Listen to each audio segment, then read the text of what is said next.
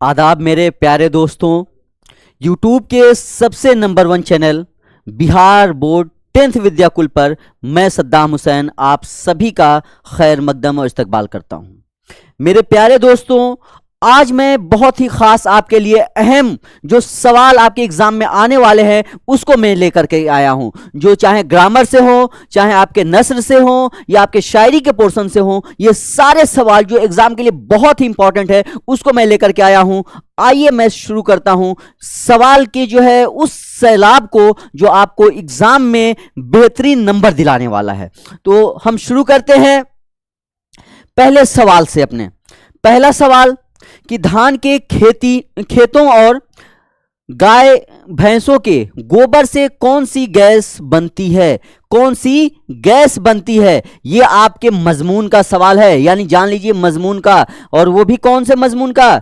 जब आप अगर बात किया जाए कि मजमून के ये किस जो है पैराए से है, तो जो मजमून का जो ग्लोबल वार्मिंग था, ग्लोबल वार्मिंग से ये सवाल था, तो ये है मीथेन गैस की बात की जा रही है कि मीथेन गैस की हम बात कर रहे हैं कि मीथेन गैस की अगर ये बात हो रही है तो मीथेन जो है इसका सही ऑप्शन है। मीथेन इस पे आप लगा देंगे कि मीथेन गैस जो है बनता है। ये ग्लोबल वार्मिंग से जो था, यही ग्लोबल वार्मिंग जो बढ़ने से जो टेम्परेचर जो है बढ़ गया है उससे ये रिलेटेड सवाल है।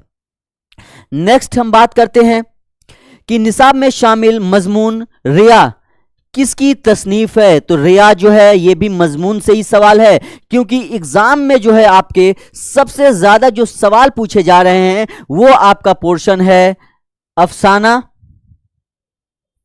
अफसाना से, मजमून से, नज्म से, गजल से, और जो सबसे अहम है वो है कवायद। यानी कवायद से भी आपके जो है सबसे ज्यादा सवाल पूछे जा रहे हैं एग्जाम का। ये जो मैं पूरा आपको डिटेल बता रहा हूं कि सबसे ज्यादा सवाल इन्हीं जो है 5 टॉपिकों से पूछे जाते हैं। अगर आप ये पढ़ लिए तो जो आपके 100 ऑब्जेक्टिव सवाल हैं उसमें से जो है आपके, मैं दावा कर सकता हूं कि 95 ऑब्जेक्टिव आप क्लियर कर सकते हैं। 5 के लिए मैं बस ऐसे छोड़ रहा हूं कि कभी कभी इधर उधर से जो सवाल पूछ लेता है जो आपको दिक्कत होती है, लेकिन 95 सवाल जो है आप इन तीनों से जो है कवर कर सकते हैं अगर अच्छे से पढ़ लिए तो। क्योंकि इन तीनों को मिला करके जो है कम से कम जो है कुछ भी सवाल अगर नहीं पूछा जाएगा तो 80 सवाल पूछे जाएंगे। बाकी इनके अलावा जो है आपको इधर उधर से सवाल पूछे जाते हैं। आइए हम शुरू करते हैं। तो यहां कि निसाब में शामिल मजमून रिया किसकी तख्लीक है, यानी किसने लिखा है? तो ये सर सैयद अहमद खां की लिखी हुई नज्म है। सर सैयद अहमद खां के बारे में ये भी पूछा जाता है कि साइंटिफिक सोसाइटी किसने बनाई? तो सर सैयद अहमद खां ने बनाई। सर सैयद अहमद खां की पैदाइश कहाँ हुई थी? तो सर सैयद अहमद खां की पैदाइश दिल्ली में हुई थी। इनकी वफात कहाँ हुई? तो अलीगढ़ में इनकी वफात हुई। इस बारे में आपको जानना चाहिए, क्योंकि इससे जो है सर सैयद अहमद खां से भी जो है सवाल अगर कभी भी पूछता है तो आप उसका जवाब दे सकते हैं। हम आगे बात करते हैं, निदा फाजली की पैदाइश किस जिले में हुई थी? तो निदा फाजली की जो पैदाइश हुई थी वो जो है ग्वालियर में हुई थी। कहां? ग्वालियर में हुई थी। इनकी पैदाइश जो है निदा फाजली की ग्वालियर में होती है। और ये बहुत ही मशहूर निदा फाजली जो है नज्म निगार की हैसियत से जाने जाते हैं निदा फाजली। अब हम बात करते हैं कि जंग, शहादत और बैन किस सिन्फ शायरी का हिस्सा है? तो ये मैं आपको बता दूं कि ये सिन्फ शायरी का जो हिस्सा है वो मरसिया से है। किससे है? तो मरसिया सिन्फ शायरी से है। मरसिया में जो है जंग, शहादत, बैन के साथ साथ आमद, रुखसत, सरापा, ये सारी चीजें इसके अजाए तरकीबी होते हैं। इसमें जो है आपके निसाब में जो एक शामिल मरसिया है, तो उस मरसिया लिखने वाले का नाम पूछता है कि आपके निसाब में शामिल किसका मरसिया है? तो आप लिखेंगे कि जो है मरसिया जो लिखने वाले हैं उनका नाम है गालिब। कि गालिब ने एक मरसिया लिखा किसके? तो आरिफ की मौत पे। आरिफ की मौत पर उन्होंने एक मरसिया लिखा था, आरिफ की मौत पर, और यही आरिफ की मौत पर जो मरसिया था इन्होंने गालिब ने लिखा था, जो आपके निसाब में शामिल है। तो ये भी पूछता है कि किसकी मौत पे जो है गालिब ने मरसिया लिखा था, तो आपको याद होना चाहिए कि आरिफ की मौत पर मरसिया लिखा था। आपके निसाब में शामिल मरसिया किसकी है, तो वो गालिब की मरसिया है। मैं आगे आपको बताता हूं कि बकावली का महबूब कौन था। तो बकावली जो है क्या है, बकावली, बकावली जो है किसकी, तो ये तसनीफ किसकी थी, बकावली, बकावली जो तसनीफ थी दया शंकर नसीम की थी, जिसका नाम था गुलजारे नसीम। ये जो तसनीफ है बकावली, बकावली किस जो है पूछा जाता है किस मसनवी की किरदार है या किस सिन्फ से है, तो ये मसनवी जो है मसनवी सिन्फ से इसका ताल्लुक है, मसनवी से, मसनवी सिन्फ से इसका ताल्लुक है, मसनवी सिन्फ से, मसनवी सिन्फ से इसका ताल्लुक है। इसको लिखने वाले जो है हैं दया शंकर नसीम, दया शंकर नसीम जो है इसके राइटर हैं, दया शंकर नसीम ये राइटर हैं। और ये जो मसनवी है उस मसनवी का नाम, जो मसनवी है वो मसनवी का जो नाम है वो है गुलजारे नसीम, ये मसनवी का नाम है। और इसी मसनवी की बकावली जो है क्या है, मरकजी किरदार है, मरकजी किरदार है, किरदार है, मरकजी किरदार है बकावली। और इस बकावली की अगर हम बात करें तो ये किससे मोहब्बत करती थी, तो ये जो मोहब्बत करती थी बकावली, तो ये ताजुल मुल्क से मोहब्बत करती थी, ताजुल मुल्क से। और जो इसका बाप था ताजुल मुल्क का वो जैनुल मुल्क था। जैनुल मुल्क जो है ये क्या था, ये जो है बादशाह था, बादशाह, ये बादशाह था और ये शहजादा था, और ये शहजादे से मोहब्बत करती थी। और ये जो है इस शहजादे से ये मोहब्बत करती थी कौन, बकावली। बकावली कौन थी, तो जिन जो थे जिन्नों की जो है ये शहजादी थी, यानी ये जो है इंसान नहीं थी, ये जिन्नात थी और जिन्नातों की शहजादी थी। और ये एक बादशाह के यानी इंसान के बेटे से मोहब्बत करती थी। अब हम बात करते हैं पांचवें सवाल की अपनी, कि जो है छठवें सवाल की। तो मजमून जो है यहां हम बात करते हैं मुसफ़ी की पैदाइश कब हुई थी, क्योंकि मुसफ़ी की पैदाइश की हम बात कर रहे हैं। तो मुसफ़ी की पैदाइश कब हुई थी, तो मुसफ़ी की पैदाइश जो थी 1748 ईस्वी में होती है। कब होती है, 1748 ईस्वी में मुसफ़ी की पैदाइश होती है। जो एग्जाम के लिए ये सब बहुत ही अहम और बहुत ही खास हैं, जिसे आप खास तौर से बहुत ही गौर करके इसको देखिए और समझिए कि इससे किस तरीके से सवाल पूछे जाते हैं। मैं बात करूं आगे कि निसाब में शामिल जज्बे इश्क, जज्बे इश्क की अगर हम बात करें, जज्बे इश्क क्या है, तो जज्बे इश्क जो है एक मसनवी है। कौन सी, किसकी लिखी हुई, जज्बे इश्क मसनवी है, किसकी, मुसहफी की लिखी हुई, मुसहफी की जो है लिखी हुई मसनवी है। जज्बे इश्क उसका नाम है। इस मसनवी में दिल्ली के जो है, दिल्ली के एक लड़के की कहानी है, और वो जो है एक लड़की से मोहब्बत करता है। वो लड़की जो होती है वो किसकी, तो वहां के एक जो बिजनेसमैन था उसकी वो बेटी रहती है, यानी सौदागर की, सौदागर की जो है, सौदागर की जो है लड़की की कहानी है। लड़की, सौदागर की लड़की से वो इश्क कर लेता है एक लड़का, और ये दिल्ली की एक कहानी रहती है, इसमें ये पेश किया गया है। और इसके राइटर कौन है, तो मुसफ़ी हैं। किस सिन्फ से है, तो जो है मसनवी से इसका ताल्लुक है। इस मसनवी का नाम है जज्बे इश्क। अब ये क्या था, इसमें जज्बे इश्क में मैं एक चीज और आपको बता दूं ये असल में जज्बा इश्क की अगर मैं बात करूं तो थोड़ा सा इसमें कन्फ्यूज़न ये था कि जो ये जज्बा इश्क है ये किस तरीके का था। ये तो सौदागर की लड़की का एक अलग कहानी था, लेकिन यहाँ पे जो ख़ास जो आपके निसाब में दिया गया है ये है वो जज्बा इश्क की एक लड़का जो था दिल्ली का।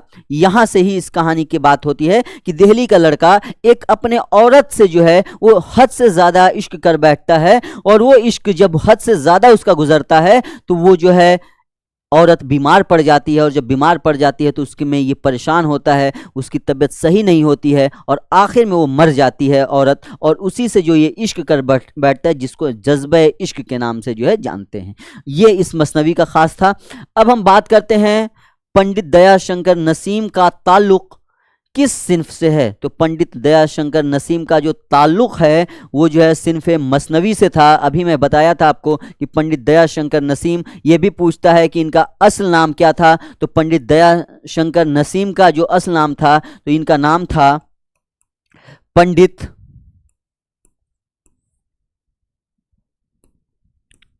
दया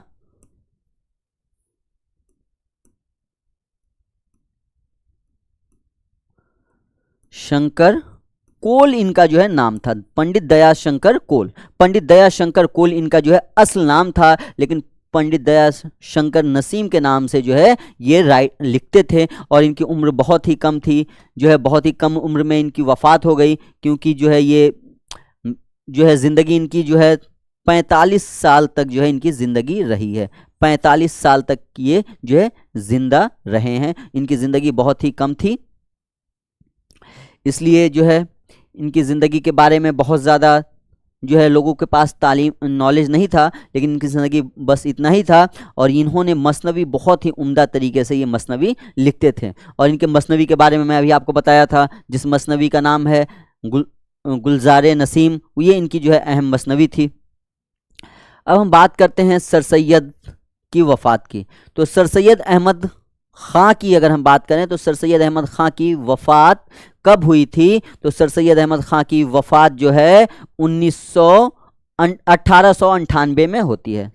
1898 में इनकी वफ़ात हो जाती है। और इनकी पैदाइश भी 1817 में इनकी पैदाइश होती है। कहाँ? तो दिल्ली में। और इनकी वफ़ात जो होती है वो अलीगढ़ में होती है। अलीगढ़ में इनकी वफ़ात होती है। अलीगढ़ में इनकी वफ़ात होती है। अब हम बात करते हैं आगे कि अहमद फराज बुनियादी तौर पर किस मज़ाह के जो है मजाज के शायर थे, यानी किस तरीके की जो है शायरी करते थे, इनका मिजाज क्या था, इनका जो है दिमाग क्या था, किसका? अहमद फराज की बात की जा रही है। तो अहमद फराज जो थे वो जो है रूमानी जो है यानी इश्किया शायरी के तरफ मायल थे। इनकी शायरी जो है इश्किया शायरी होती थी। बहुत ही ख़ास है जो आपके लिए अहम है, तो आप इसे ख़ास तौर से जो है पूरा जहन नशीन करें ताकि एग्ज़ाम में आपको बेहतर नंबर ये दिला सके। अब हम बात करते हैं हुस्ने नईम की। जो है हुस्ने नईम की अगर हम बात करें, हुस्ने नईम की पैदाइश कब हुई थी। तो हुस्ने नईम की पैदाइश जो आपकी होती है वो होती है 1924 में। 1924 ईस्वी में जो है इनकी पैदाइश होती है हुस्ने नईम की। अब इसके आगे अगर हम बात करें कि दर्ज झेल में से कौन सा लफ्ज मुअन्नस है। मुअन्नस यानी फीमेल। अगर मेल होता तो उसको हम मुजक्कर कहते हैं।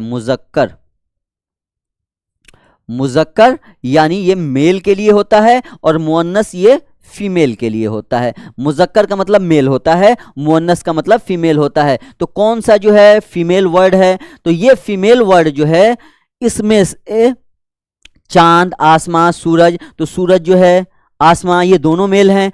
अब ये दोनों तो हो नहीं सकते हैं, ये दोनों हो नहीं सकते। अब बचा है दो, चांद और जमीन। तो चांद भी जो है भले ये एक स्त्रीलिंग के लिए इस्तेमाल किया जाता है, लेकिन इस लफ्ज की अगर बात करें तो ये भी मेल लफ्ज है, तो ये भी नहीं होगा। जमीन जो है क्या होगा? फीमेल वर्ड जो है, तो इसमें जो है जमीन होगा, जो इसका क्या होगा? मुअन्नस वर्ड जो है जमीन इसमें होता है। अब हम बात करते हैं कि परवीन शाकिर के असलाफ का आबाई वतन कहाँ था। परवीन शाकिर के असलाफ, तो परवीन शाकिर जो है कहाँ चली गई थी? पाकिस्तान चली गई इनके वालिद के साथ। लेकिन इनके असलाफ का वतन जो था वो कहीं और नहीं, कहाँ था? दरभंगा था। दरभंगा में इनके असलाफ का वतन था। दरभंगा में इनके जो है असलाफ यानी इनके ख़ानदान के लोग थे। और जब आज़ाद जो है हिंदुस्तान तकसीम हुआ तो उस वक्त ये लोग जो है पाकिस्तान चले गए थे। अब हम आगे बात करते हैं कि यहां से जाओ, क्या वर्ड है? यहां से जाओ में जाओ कौन सा फेल है यानी क्रिया है? फेल यानी क्रिया, जिसको इंग्लिश में वर्ब कहते हैं। वर्ब कौन सा? वर्ब है। अब ये वर्ब कौन सा है? जाओ, ये आपको बताना है। जाओ कैसा वर्ब है? वर्ब की जो है किस्में मैं आपको बताया था कि वर्ब की कितने किस्में होती हैं, वर्ब जो है फेल की कितनी किस्में होती हैं। तो इसमें कौन सी एक किस्में है? तो फेले माजी है, फेले माजी है, फेले अम्र है, फेले नहीं है और फेले मुस्तकबिल है। कौन सा ये फेल है? क्रिया है। जाओ यानी जाओ में क्या किया जा रहा है? ऑर्डर दिया जा रहा है। ऑर्डर की बात कर रही है। ऑर्डर, रिक्वेस्ट, जिसमें बात की जाए, जिस फेल में, जिस क्रिया में ऑर्डर देने की या रिक्वेस्ट करने की बात की जाती है उसको क्या कहते हैं? फेले अम्र कहते हैं। वो जो है होता है फेले अम्र कहा जाता है, वो फेले अम्र कहा जाता है। फेले माजी का मतलब होता है जो गुजरे हुए जमाने की बात जिसमें की जाए। फेले माजी यानी जो गुजरे हुए जमाने की बात की जाए। फेले नहीं, जिसमें नहीं यानी नकारात्मक वाक्य, जिसमें मना करने, रोकने, टोकने या नहीं की बात की जाए, उसको जो है फेले नहीं कहते हैं। फेले मुस्तकबिल उसको कहते हैं जिसमें आने वाले दौर की बात की जाती है कि ये काम होना है। जैसे रेल आने वाली है, हम एग्जाम देने वाले हैं, तुम कलकत्ता जाने वाले हो, तुम पटना कल जाओगे, कल जाओगे यानी मुस्तकबिल की बात कल भी कह रहे हैं और जाने की भी बात कर रहे हैं यानी मुस्तकबिल की हम बात कर रहे हैं। तो ये जो है फेले मुस्तकबिल में जो है ये आता है। तो यहाँ पे फेले अम्र होगा क्योंकि इसमें जो है क्या किया जाता है? जाओ, ऑर्डर देने या रिक्वेस्ट की बात की जा रही है तो उसको फेले अम्र में रखते हैं। अब हम बात करते हैं नेक्स्ट अपने कि तुम आते तो। तुम आते तो इस जुमले में तुम कौन सा जमीर है? जमीर, जमीर का मतलब होता है प्रो नाउन। प्रोनाउन होता है जिसको हिंदी में सर्वनाम कहते हैं। सर्वनाम कहते हैं हिंदी में, सर्वनाम होता है। तो ये कौन सा जमीर है कि तुम आते तो? तुम आते तो क्या है कि अगर तुम आते तो मैं ये काम करता। इसमें क्या है? इसमें भी सवालिया निशानी है। तो जमीरे मुतकल्लिम है, ज़मीर इशारी है या ज़मीर हाजिर है? ज़मीर हाजिर यानी जिसके सामने जो है बात की जाए। तुम आते तो यानी ये सामने वाले से बात की जाए, सामने बिल्कुल जो इंसान है कि तुम अगर आते तो मैं ये काम करता, या उसको बिल्कुल डायरेक्ट और इनडायरेक्ट की जो बात की जाती है। तो डायरेक्ट स्पीच और इनडायरेक्ट स्पीच की जो बात की जाती है वो यही है। तो यहां हम डायरेक्ट जो है हाजिर है, जो हमारे सामने हो, हम उससे कहते हैं कि तुम अगर चलते तो हम कल काम ये कर लेते, तुम अगर आ जाओगे तो हम चल चलेंगे। यानी हम डायरेक्टली उससे कह, ये नहीं कि तुम उसको कह देना कि वो आ जाए तो हम चल चलेंगे, या ये नहीं करें कि वो आए। जैसे सामने अगर हम खड़े हैं तो हम ये नहीं कह सकते हैं कि वो आए तो, क्योंकि वो का मतलब क्या हुआ? वो यानी वो हाजिर नहीं है। जो हम क्या कहते हैं? जो हाजिर नहीं है। अब हम उसको इनडायरेक्ट तो हम नहीं कहेंगे ना, इनडायरेक्ट ये हो गया। हम डायरेक्ट जिसकी बात करते हैं वो होता है ज़मीर हाजिर। तो यहाँ पे क्या हो जाएगा? ज़मीर हाजिर। इशारी क्या होता है? इनडायरेक्ट होता है कि हम उसको इशारा इंडिकेट करते हैं। ज़मीर मुतकल्लिम, ज़मीर गायब यानी जो गायब हो, जो हाजिर ना हो, जिसके हम कहते हैं वो गया था होगा, वो गया होगा। जो हाजिर हमारे सामने नहीं हो उसकी हम बात करते हैं। तो ये क्या हो जाएगा? ज़मीर हाजिर हो जाएगा। अब हम बात करते हैं आगे कि कमर जहां की पैदाइश कहां हुई थी। बहुत ही अहम है। कमर जहां से बहुत सारे सवाल पूछे जाते हैं। कमर जहां की जो पैदाइश थी वो कहां होती है? तो कमर जहां की पैदाइश जो थी वो समस्तीपुर जिला में, जो बिहार का एक जिला है, बिहार का समस्तीपुर, वहां इनकी पैदाइश होती है। समस्तीपुर जिले में इनकी पैदाइश होती है। कब होती है? तो 1951 और 52 का डेट आता है इनके पैदाइश के लिए, 1951 या 52। तो आपको जब भी लगाना हो तो आप लगाएंगे कि 52 में इनकी जो है पैदाइश होती है। क्योंकि ज्यादातर 52 ही ऑप्शन में आता है। अगर 51 हो तो 51 लगाइए, ये दोनों में से कोई एक ही ऑप्शन में आता है। अब इसकी बात 51 52 इनकी पैदाइश का डेट देता है। इनके जो है अफसानवी मजमूए के बारे में पूछ लेता है कि इनकी अफसानवी मजमूए, तो इनके जो है 3 अफसानवी मजमूए हैं। कितने? 3 जो है अफसानी इनके मजमूए हैं, अफसानवी मजमूए हैं। इनके 3 अफसानवी मजमूए हैं, बहुत ही अहम है, मशहूर है। अभी उसके बारे में भी मैं आपको बात करने वाला हूं, पूरा डिटेल बताने वाला हूं। तो ये जो थी कमर जहां की पैदाइश जो है कहां होती है? तो समस्तीपुर में होती है। आपके निसाब में जो इनका अफसाना है वो अफसाने का नाम क्या है? तो उस अफसाने का ये पूछ लेता है कमर जहां का अफसाना आपके निसाब में शामिल कमर जहां का अफसाना कौन सा है? तो वो अफसाना जो है आपका कटी हुई शाख है। कटी हुई शाख जो है आपका इनका अफसाना है जो आपके निसाब में शामिल है। नेक्स्ट हम बात करते हैं कि खुदा तुम्हारी उम्र दराज करे। खुदा तुम्हारी उम्र दराज करे, ये कैसा जुमला है? तो ये जुमला किस तरीका का है? तमन्नाई है, लोगों की चाहत है, शकिया है जिसमें शको शुबहा की बात की जाए, शकिया का मतलब होता है शको शुबहा की बात की जाए, या इस्तिमरारी है, या जो है खबरिया है। तो ये ना खबर देता है ना इस्तिमरारी है, इस्तिमरारी भी नहीं है, ये जो शको शुबहा की भी बात नहीं करता है, ये तमन्नाई है यानी चाहत है। ये मेरी चाहत है कि जो है तुम्हें खुदा कामयाब करे, तुम्हारी उम्र जो है दराज हो। मेरी ये दुआ है, मेरी ये चाहत है कि तुम तरक्की करो। तो ये क्या हो जाएगा? ये तमन्नाई हो जाएगा, यानी चाहत से भरी हुई है, तो ये तमन्नाई कहलाता है। अब हम बात आगे करते हैं कि अहमद फराज किस यूनिवर्सिटी में लेक्चरर हुए? अहमद फराज किस यूनिवर्सिटी में लेक्चरर हुए थे? तो आपके निसाब में जो शामिल है उसमें यही दिया गया है कि ये जो है पेशावर यूनिवर्सिटी में लेक्चरर हुए थे। कहाँ? पेशावर यूनिवर्सिटी में ये लेक्चरर हुए थे। पेशावर यूनिवर्सिटी यानी पाकिस्तान में, पाकिस्तान में। और इनकी पैदाइश भी कहाँ हुई थी? पाकिस्तान में हुई थी।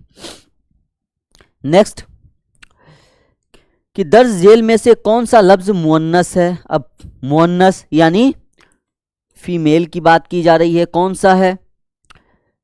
जहर है, दर्द है, बारिश है, पानी है। अब कौन सा है ये चीजें आपको बतानी है। तो ये जो है बारिश जो है क्या है? ये जो है मुअन्नस है, फीमेल के लिए होता है। मुअन्नस यानी जिसको स्त्रीलिंग कहते हैं, स्त्रीलिंग होता है, स्त्रीलिंग के लिए ये इस्तेमाल होता है। अब हम नेक्स्ट आगे बात करते हैं कि शादी की जिद क्या होगी? जिद यानी अपोजिट, जिसको हिंदी में विलोम कहते हैं। विलोम, विलोम। तो विलोम क्या होगा जिद का? तो शादी का मतलब क्या होता है? खुशी होता है। तो इसका जो है क्या हो जाएगा? इसका गमी हो जाएगा, क्योंकि शादी खुशी को कहते हैं भाई। खुशी, शादी यानी खुशी, तो क्या हो जाएगा? गमी हो जाएगा, यानी मरना। भाई शादी में खुशी होती है, गमी जो किसी के मैयत पे होती है, तो यहां क्या हो जाएगा? गमी हो जाएगा, गम नहीं होगा, क्योंकि खुश का गम हो जाएगा। अब जो है खुश है का गम होगा, लेकिन शादी है यानी खुशी का जो है क्या होगा? गमी होता है, इश्क होगा ही नहीं।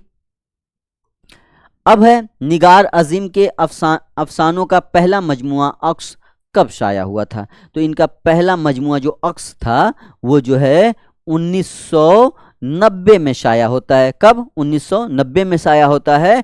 और दूसरा मजमुआ जो इनका 1900 वो था गहन। गहन जो इनका मजमुआ था, गहन ये जो है 1999 में शाया होता है। ये दो अफसानवी मजमुआ इनके बहुत ही अहम हैं, जो अक्स और गहन के नाम से हैं। गहन ये शाया होता है और जो अक्स है वो 1990 में शाया होता है। और जो आपके निसाब में इनका जो है वो है आशियाना। आशियाना आपके निसाब में दिया गया है। आपके निसाब में जो इनका अफसाना शामिल है वो है आशियाना। अब हम बात करते हैं आगे कि खार, खार का मतलब होता है कांटा। खार का हमसौत लफ्ज, हमसौत यानी इसी की तरह, हमसौत का मतलब होता है कि जो एक तरीके का आवाज पैदा करने वाला लफ्ज हो, हमसौत उसको कहते हैं। हमसौत यानी जो एक तरीके का जो है आवाज पैदा करे वो लफ्ज को हमसौत कहते हैं। लफ्ज क्या जो है, लफ्ज क्या होगा, तो हमसौत खार का क्या होगा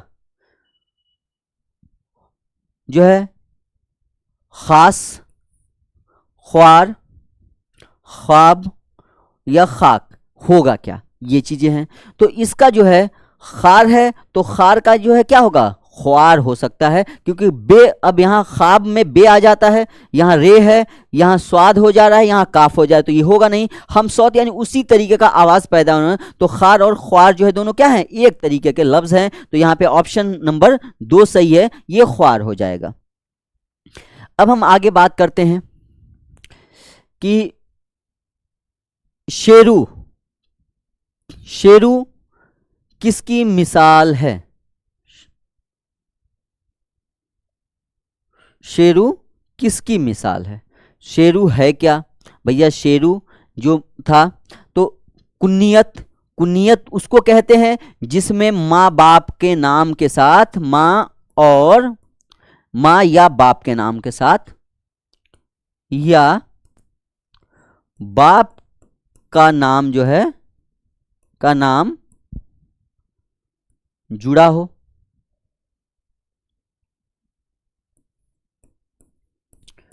जुड़ा हो या उसमें शामिल हो, माँ बाप का नाम शामिल हो, यानी माँ बाप के नाम से आपका नाम जुड़ा हो। लक़ब किसी बड़े इदारे के जरिए दिया गया हो या किसी संस्था के जरिए आपको एक दिया गया हो, जैसे अंग्रेजों ने सर का खिताब दिया था किसको, सैयद अहमद खां को, और वो नाम क्या हुआ, सर सैयद अहमद खां हो गया। पद्म भूषण हो गया, पद्म श्री हो गया जो है। उसके बाद जो फौज में जो लोग शहीद होते हैं परमवीर चक्र दिया जाता है, एक्टर्स को अलग दिया जाता है, जो है बहुत अलग अलग हर तरह के अपने अपने तबके में जो है लोग अपना देते हैं अलग अलग जो है इदारे से, तो उसको जो है लक़ब, सॉरी लक़ब जो है, लक़ब की मैं बात कर रहा था, गलत हो गया, ये जो है लक़ब नहीं होता, लक़ब उसको कहते हैं जो लोगों के द्वारा आपका एक अलग से जो है नाम रख दिया, जो है दिया गया हो, लक़ब उसको कहते हैं, लक़ब उसको क्या कहते हैं, लक़ब कहते हैं। लक़ब हो गया, लक़ब यानी जैसे चुरवा, चुरवा भी होता है, अरे धनसेठ, मतलब लोगों के द्वारा कोई भी एक लक़ब दे दिया जाए जो बहुत ही ज़्यादा पॉपुलर हो जाए, उससे आपकी पहचान बन जाए, उसको लक़ब कहते हैं। जैसे जो है लक़ब में ये भी होता है कि लक़ब में लोग बहुत तरीके से लक़ब अपना देते हैं, अलग अलग उनका जो है। उसके बाद है उर्फ़ी, उर्फ़ी उसको कहते हैं जैसे नाम के साथ एक अलग से उर्फ लगा करके जोड़ते हैं, जैसे टुन्नू, पप्पू, कल्लू, मल्लू, बहुत सारे लक़ब जो है लोग लगा देते हैं। और ये लक़ब में जो है लोग, कल्लू भी लक़ब में भी आता है, क्योंकि अगर लड़का काला है तो उसका नाम कल्लू रख दिए, तो इस तरीके से लक़ब होता है। लेकिन ये उर्फ़ी जो होता है उसके नाम के साथ हमेशा जो है जुड़ा रहता है, उर्फ में ये लिखा जाता है, जैसे टुन्नू, मुन्नू, पप्पू, सोनू, मोनू, सारी चीजें जो है लक़ब में आती हैं। तो ये शेरू क्या है, ये जो है उर्फ़ी है, उसके नाम के साथ जो है, जैसे शानू उर्फ से शेरू, मोहन उर्फ शेरू, इस तरीके से जो हम नाम जोड़ते हैं वो। और खिताब जो अभी यही मैं सर वाला बता रहा था, मैं ऊपर बता दे लक़ब में बाय मिस्टेक, वही ये सर जो था ये खिताब था, जैसे पद्मश्री, पद्म भूषण जो मिलता है ये खिताब कहलाता है। तो यहाँ पे कौन सा, यहाँ पे ये दूसरा सही होगा, उर्फ वाला सही होगा, इसको उर्फ कहते हैं या उर्फी भी कहते हैं। अब हम बात करते हैं राजेंद्र सिंह बेदी की पैदाइश कब हुई थी। तो राजेंद्र सिंह बेदी की अगर पैदाइश की हम बात करें तो इनकी पैदाइश जो है 1915 ईस्वी में होती है। और राजेंद्र सिंह बेदी बहुत ही मशहूर क्या थे, राजेंद्र सिंह बेदी एक अफसाना निगार थे, बहुत ही मशहूर अफसाना निगार हैं राजेंद्र सिंह बेदी। और आपके निसाब में राजेंद्र सिंह बेदी का जो है क्या है, इंटरव्यू शामिल है। किसको? तो इंटरव्यू जो है आपके जो है निसाब में है इंटरव्यू। और ये इंटरव्यू लेने वाली कौन थी? तो ये भी पूछा था राजेंद्र सिंह बेदी के इंटरव्यू लेने के लिए कौन आई थी? तो वो उनका नाम था इस्मत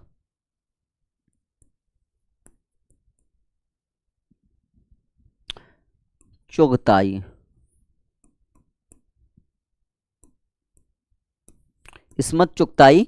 और एक इनके साथ और लोग आए थे जिनका नाम था, वो आसिफ थे।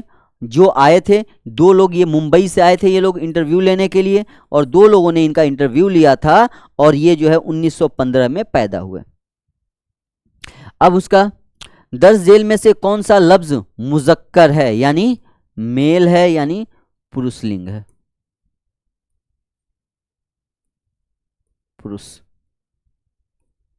पुरुषलिंग है। कौन सा लफ्ज? पुलिंग है। पुलिंग या पुलिंग भी इसको लोग कहते हैं, या पुरुषलिंग भी कहते हैं। तो मेल कौन सा है इसकी बात की जा रही है। तो 10 जेल में से कौन सा? तो मदरसा, तलवार, बारिश, किताब। तो तलवार, बारिश अभी हम लोग पढ़े हैं कि ये क्या है, ये फीमेल है। किताब फीमेल है। तलवार ये भी फीमेल है। एक बचा कौन सा? तो मदरसा बचा, जो सही है, ये मेल है इसी का, यानी ये मुजक्कर है, इसको जो है मुजक्कर कहते हैं। मुजक्कर यानी मदरसा जो है इसमें सही होगा। अब हम बात करते हैं कि 2 ज़बर 2 ज़ेर 2 पेश को क्या कहते हैं। कि 2 ज़बर 2 पेश 2 जो है ज़ेर को क्या कहते हैं। तो ये जो है ये कवायद का एक रूल था, जिसको जो है क्या अलामत के नाम से हम जानते हैं। अलामत। अलामत में मैं आपको बताया था, एक अलामत था और एक हरकत था। 2 चीजें कवायद में थी कि अलामत और ये दोनों किससे? एराब से थी। इसी को एराब कहते हैं। एराब। एराब का मतलब होता है कि जो हम मात्राएं लगाते हैं उसी को एराब हिंदी में जो है हिंदी में उर्दू में एराब कहते हैं मात्राओं को। तो इन मात्राओं में लगाने का 2 तरीका था, जिसको एक का हरकत और एक को अलामत कहते थे। तो हरकत में जो है जबर,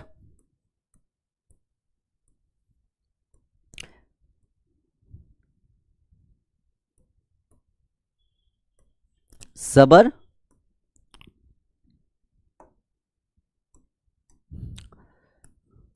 जेर, पेश, पेश, ये जो है, और उसके बाद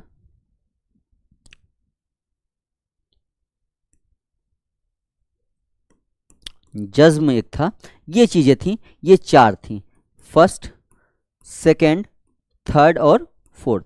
ये जो है किसकी थी? ये हरकत की थी ये पूरी। लेकिन इसकी जो है अलामत में जो है 3 चीजें थी। क्या था? मद, उसके बाद था तशदीद,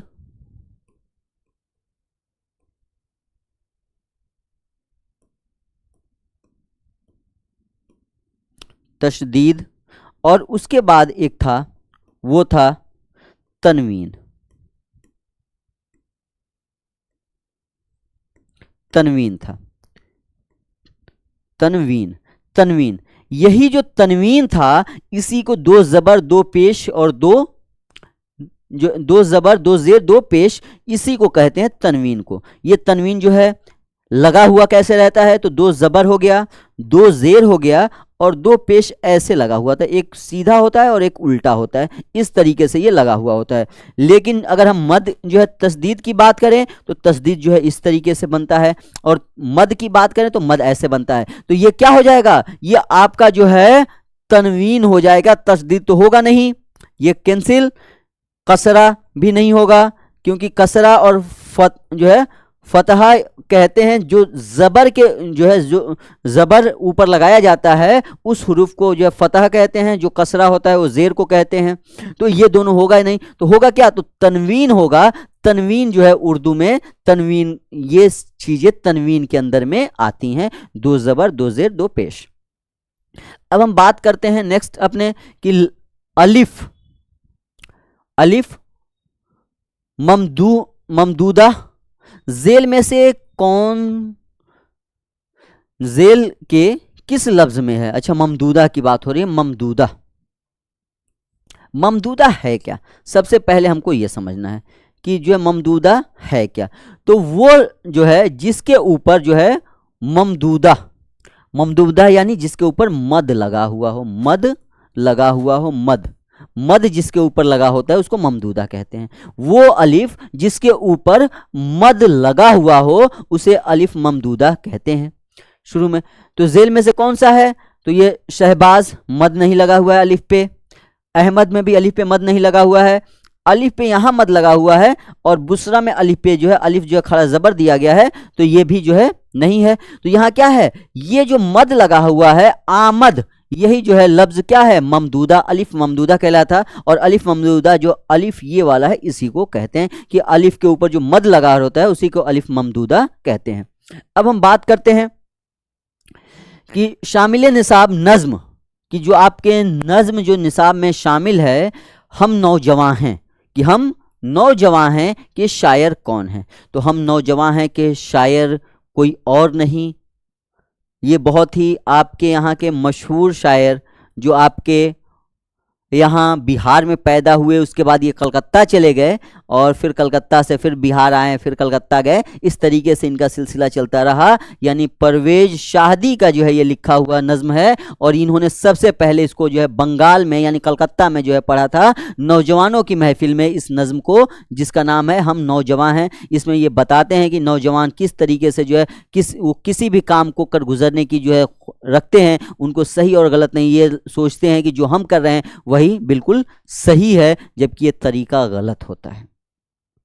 अब हम बात करते हैं आगे कि नज़ीर अहमद की पैदाइश कब हुई थी। तो नज़ीर अहमद की पैदाइश जो हुई थी कहाँ, 1936 ईस्वी में हुई थी। कहाँ, बिजनौर में, बिजनौर में। नज़ीर अहमद में के बारे में, ये उर्दू के जो है क्या हैं, पहले अफसाना निगार हैं, पहले नावल निगार हैं, नावल निगार हैं, पहले नावल निगार हैं। इनका जो उर्दू का जो सबसे पहला नावल है जिसका नाम है मिरातुल उरूस,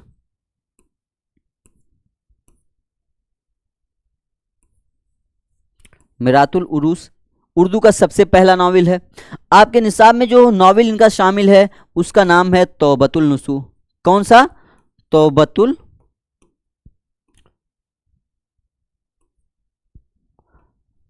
नुसूह।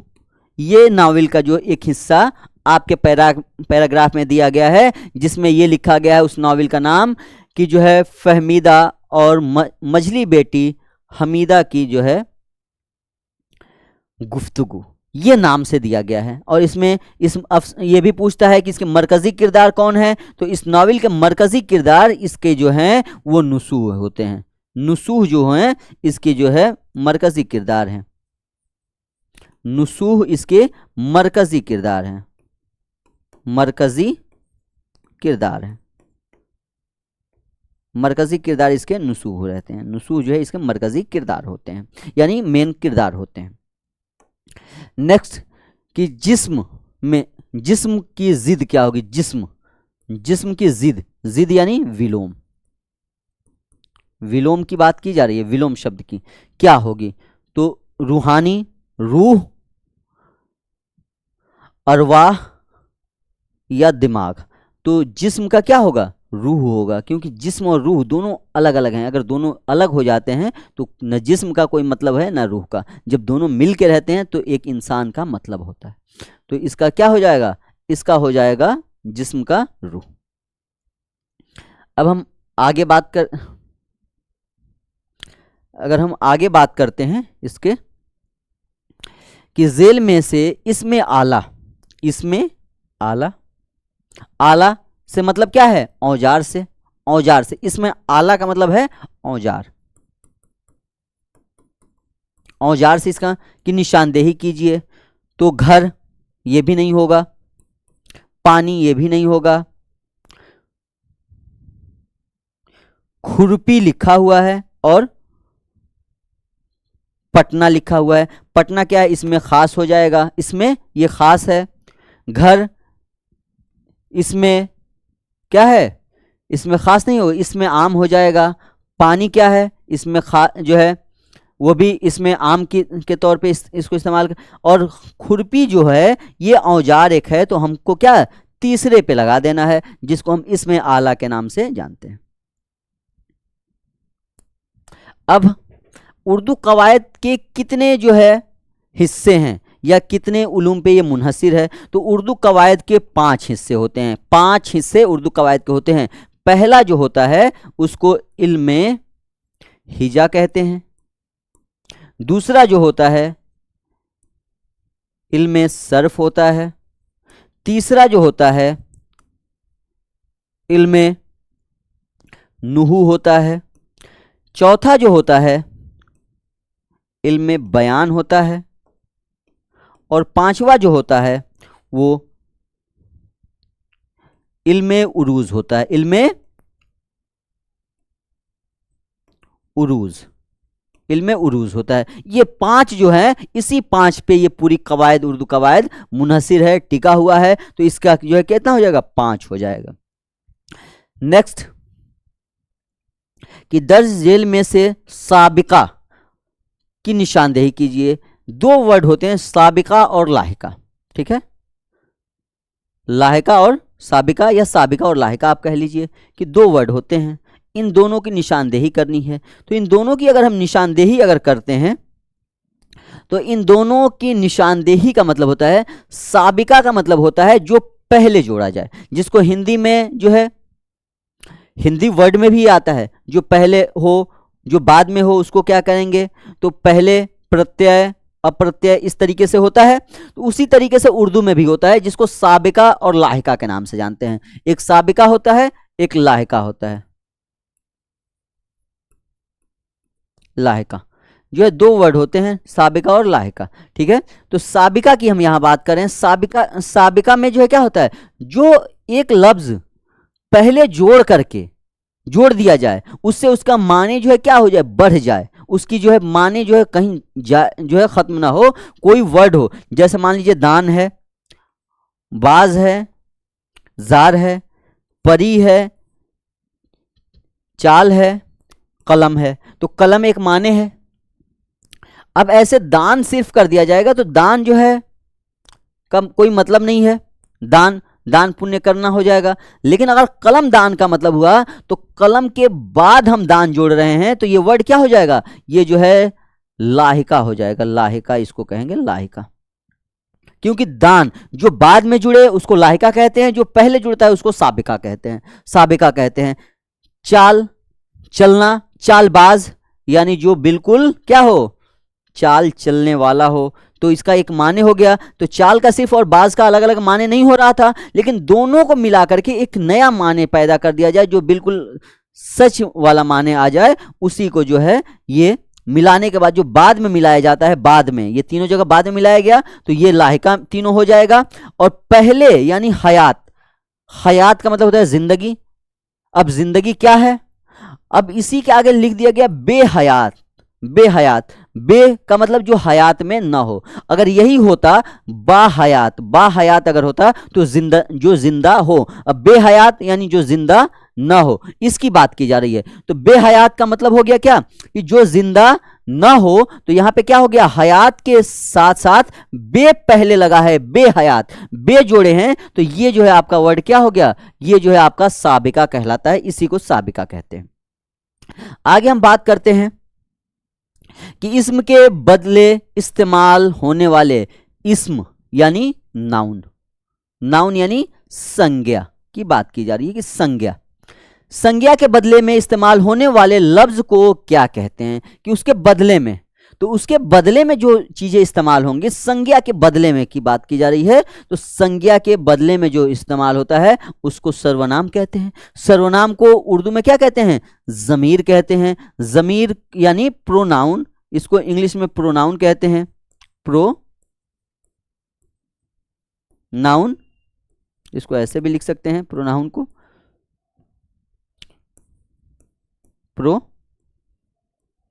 नाउन कहते हैं। इसी को सर्वनाम कहते हैं। सर्वनाम ये जो है क्या है? सिफत है, इसको एडजेक्टिव कहते हैं। एडजेक्टिव, जिसको हिंदी में हम विशेषण के नाम से जानते हैं। विशेषण के नाम से हम जानते हैं। ये जो है फेल, जिसको वर्ब कहते हैं हम इंग्लिश में,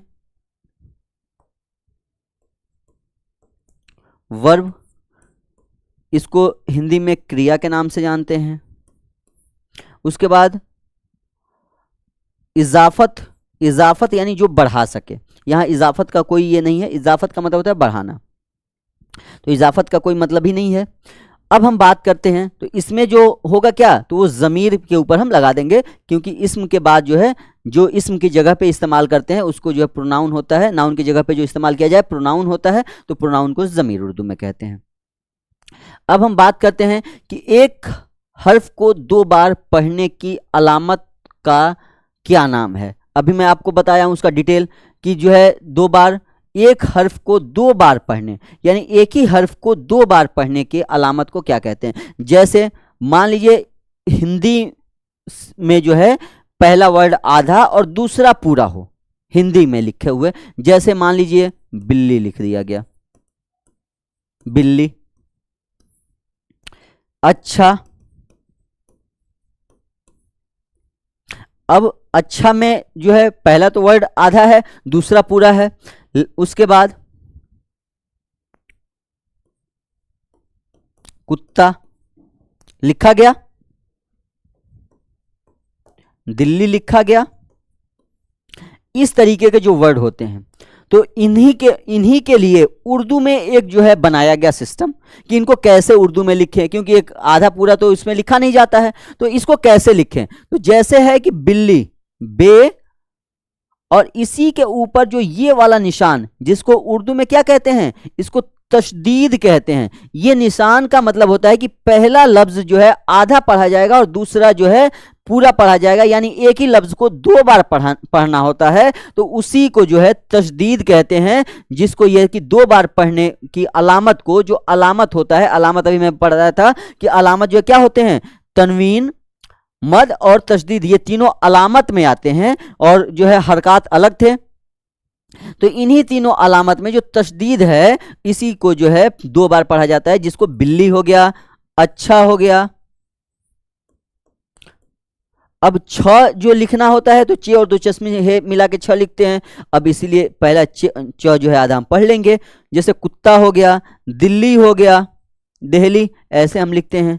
दिल्ली भी बहुत लोग लिखते हैं, ये दिल्ली भी लिखा जाता है या दिल्ली भी ऐसे लिखा जाता है। ये तो लाम के ऊपर जो है तशदीद लगा दिए, दिल्ली हो गया। तो इस तरीके का जो वर्ड होता है जिसको तशदीद कहते हैं। अब नेक्स्ट, कि जमाना कितने तरह के होते हैं, कि जमाना, जमाना यानी काल।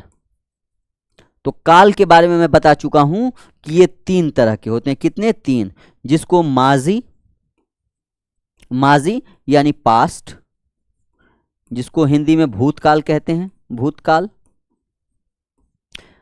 उसके बाद होता है हाल, जिसको प्रेजेंट कहते हैं, जिसको वर्तमान हिंदी में कहते हैं, वर्तमान, वर्तमान काल। उसके बाद होता है मुस्तकबिल, मुस्तकबिल, मुस्तकबिल का मतलब होता है फ्यूचर, जिसको भविष्य हिंदी में कहते हैं, भविष्य काल, भविष्य काल, जो भविष्य काल कहलाता है हिंदी में। तो ये 3 होते हैं, फर्स्ट, सेकेंड और थर्ड, यही ये 3 होते हैं, जिसको जमाने के नाम से हम काल के नाम से जानते हैं। 10 जेल में से लाहिका, अभी हम लोग साबिका पढ़े, लाहिका, लाहिका का मतलब जो है कि जो बाद में आए, तो उसी की बात हो रही है कि निशानदेही कीजिए। तो खाना, दवा, दवा हो गया, लेकिन है क्या, तो दवा खाना, खाना का मतलब होता है घर, कि किसका खाना, तो दवा का, यानी दवा का घर। बद, नाम क्या है, इसके आगे बद लग गया, यानी बद यानी बुरा, बदनाम यानी जिस जो बदनाम हो चुका हो, जिसकी बुराई हो रही हो चाहे, तो बद क्या हुआ, ये पहले लग गया तो ये होगा ही नहीं। पढ़, और इसी पढ़ना, पढ़, पढ़ का कोई मतलब नहीं है, लेकिन इसी के आगे अन लग गया, अन, अनपढ़ यानी जो पढ़ा लिखा ना हो, तो ये पहले लग गया तो ये भी नहीं होगा। ये क्या होंगे तीनों। उसके बाद जो है सफर, जो जाए, हम सफर जो हमारी जिंदगी में साथ देने वाला हो, तो उसी को हम सफर कहते हैं, तो ये भी नहीं होगा। ये तीनों क्या हो जाएंगे, ये जो है साबिका होंगे, ये साबिका वर्ड हो जाएंगे इन तीनों। अब बचा कौन, पहला, ये क्या होगा, ये खाना जो है बाद में लगा है, दवा पहले लगा है, तो ये जो है क्या हो गया, ये आपका जो है लाहिका कहलाता है, लाहिका, दवा खाना, तो ये आपका लाहिका कहलाएगा। नेक्स्ट, कि तुम्हारी टोपी कहाँ है, तुम्हारी टोपी कहाँ है, ये पूछा जा रहा है कि तुम्हारी टोपी है कहाँ, कहाँ है तुम्हारी टोपी, तो तुम्हारी टोपी कहाँ है, ये किस तरह का जुमला है, तो ये जुमला जो है तुम्हारी टोपी कहाँ है, ये जो है सवालिया जुमला है, ऑर्डर टाइप का जुमला है। क्या, खबरिया है, सवालिया है, बयानिया है, इंशाइया है। इंशाइया का मतलब मजाकिया होता है, बयानिया जो बस ऐसे बयान की जाए, तो ये भी नहीं है, इंशाइया भी नहीं है, खबर भी नहीं दे रहा, ये क्या है, सवालिया है। तो ये कौन सा सही हो जाएगा, ये आपका सवालिया जुमला हो जाएगा, क्योंकि सवाल किया जा रहा है।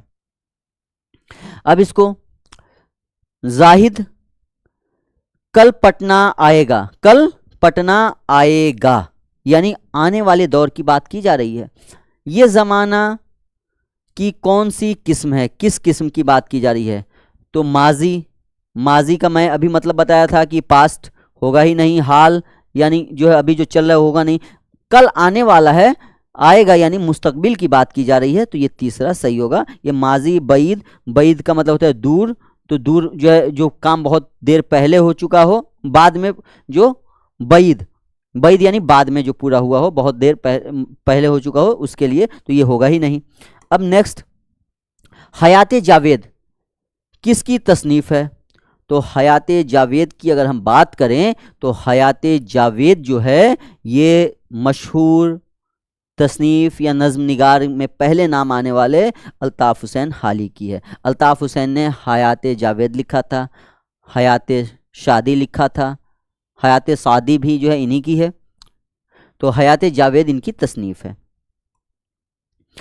दर्ज झेल में इसमें मारफा कौन, इसमें मारफा क्या है, इसमें मारफा और इसमें नकरा, इसमें मारफा को इसमें खास भी कहते हैं, क्या कहते हैं, इसमें खास, इसमें मारफा को इसमें खास भी कहा जाता है, इसका एक और नाम है इसमें खास। कौन सा है, ताजमहल, इसमें खास वो जो किसी खास नाम, चीज़, जगह की जो है पहचान जिससे हो, उसको इसमें मारफा या इसमें मारफा या इसमें खास कहते हैं। और दूसरा एक इसमें नकरा होता है जो आम तौर से, जिसको इसमें आम कहा जाता है।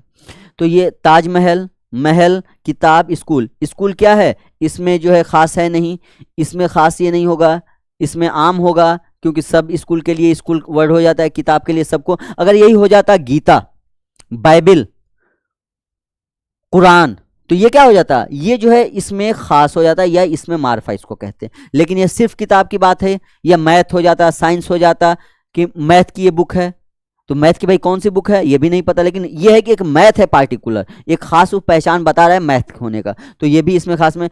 महल, महल तो सबका होता है, अब यहाँ क्या होगा, ताजमहल जो है ये खास है, ताजमहल का एक पहचान है, अपना एक खास नाम है, तो ये इसलिए इसमें मारफा ताजमहल होगा। सिराज और इरफान जो है, इरफान किस अफसाने के किरदार हैं, तो सिराज और इरफान जो किस अफसाने के किरदार हैं, तो ये अफसाना था आशियाना के किरदार हैं, किसके, आशियाना के। आशियाना के जो है किरदार में एक नाम और जो है, नाम जो है शौकत, शौकत अली सिद्दीकी का है नाम, सिद्दीकी। इसकी मरकजी किरदार जो थी जिनका नाम है जरीना, जरीना। उसके बाद इरफाना रहती है, इरफाना। सिराज रहते हैं। उसके बाद इरफान है, आरिफ है। इसके जो है किरदार ये होते हैं और ये इस अफसाने के किरदार हैं। इस अफसाने की जो राइटर हैं, मुसन्निफ,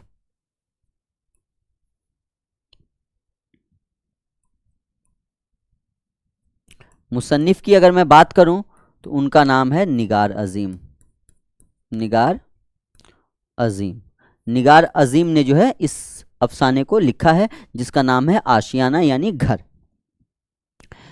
उर्दू में पहला नावल निगार, उर्दू में पहला नावल निगार कौन है, यानी उर्दू के पहले नावल निगार कौन है?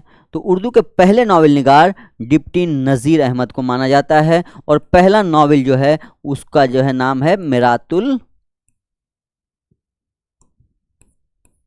उरूस। उर्दू का पहला नावल है मिरातुल उरूस और ये उर्दू के पहले नावल निगार हैं डिप्टी नज़ीर अहमद। इसके बाद है दर्ज जेल में से, इसमें नकरा, इसमें मारफा हो गया था, इसमें नकरा, यानी इसको इसमें आम भी कहते हैं। इसमें आम, इसमें आम भी इसको कहते हैं। इसमें आम यानी जो सबके लिए। तो पटना ये खास है, एक जगह का नाम है, ये होगा ही नहीं। गया ये भी एक जगह का नाम है, ये भी नहीं होगा। कुरान भी एक जो है क्या है, खास किताब का नाम है, ये भी नहीं। शहर, तो शहर में सब आ जाते हैं, चाहे बम्बई, दिल्ली, कोलकाता, पटना, जो है इलाहाबाद, लखनऊ, सारे शहर जो है, शहर तो शहर हो गए। किसी बक्सर, किसी का भी नाम, तो ये जो है इसमें आम होगा, तो हमारा ये शहर जो है सही होगा। इसमें नकरा यानी इसमें आम, इसका एक नाम है, इसमें आम भी इसको कहते हैं। नेक्स्ट कि सर सैयद कहाँ मदफन, सर सैयद कहाँ मदफन हुए थे, यानी उनकी तदफीन कहाँ की गई थी, इनकी मिट्टी कहाँ दी गई। मदफन का मतलब होता है कि इनको जो है सुपुर्दे खाक कहाँ किया गया, इनको मिट्टी इनकी कहाँ दी गई, इनको कहाँ कब्रिस्तान में जो है। तो इनकी जो कब्रिस्तान थी वो अलीगढ़ में है, अलीगढ़ मुस्लिम यूनिवर्सिटी में। और ये पूछता है ये पैदा कहाँ हुए थे, तो पैदाइश इनकी जो थी, पैदाइश की अगर हम बात करें तो पैदाइश जो है दिल्ली में हुई थी। दिल्ली में पैदाइश इनकी दिल्ली में हुई थी और इनकी वफात अलीगढ़ में हुई थी। अब उसके बाद कि मुहमिल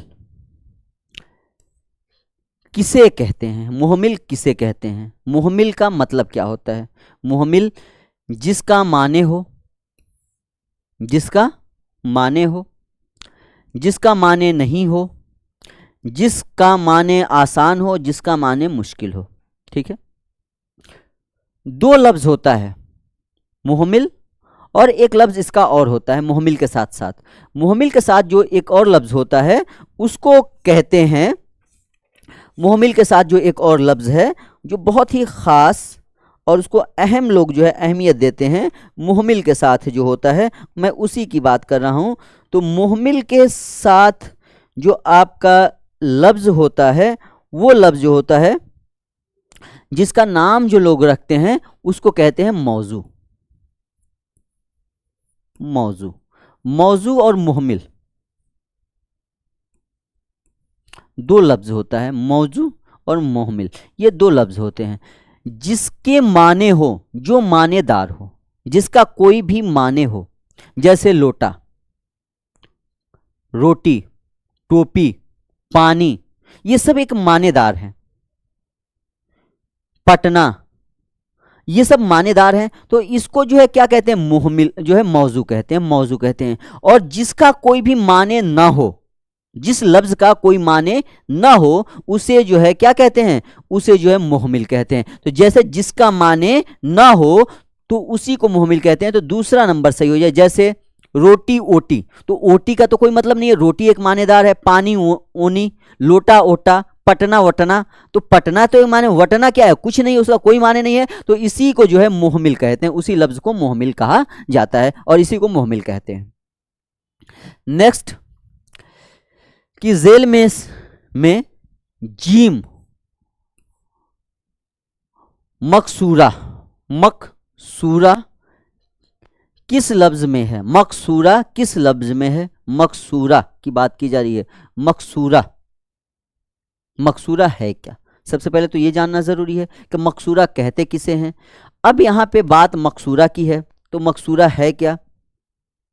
तो जीम मकसूरा जिसके नीचे जो है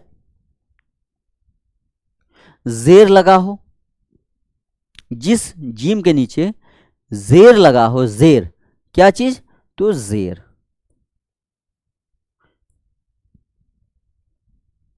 जैसे जिब्रील, खुदा, खुदा पे पेश लगता है, ये मकसूरा होगा नहीं। जलन, जीम के ऊपर जबर लगेगा, ये मकसूरा होगा नहीं। जमाल, जीम के ऊपर जबर लगेगा, ये भी मकसूरा है। क्या है? जिब्रील है, जिब्रील के नीचे क्या है? जिब्रील, जेर लगेगा, तो ये क्या हो जाएगा? यही वर्ड जो है आपका मकसूरा कहलाता है, जिसके नीचे जेर लगे। अब जेल में नून, नून गुन्ना, नून गुन्ना, नून गुन्ना की बात की जा रही है। नून गुन्ना वाले लफ्ज की निशानदेही कीजिए। नून गुन्ना, तो नून गुन्ना का इस्तेमाल उर्दू में क्यों किया जाता है? जैसे हिंदी में हम आंगन लिखते हैं,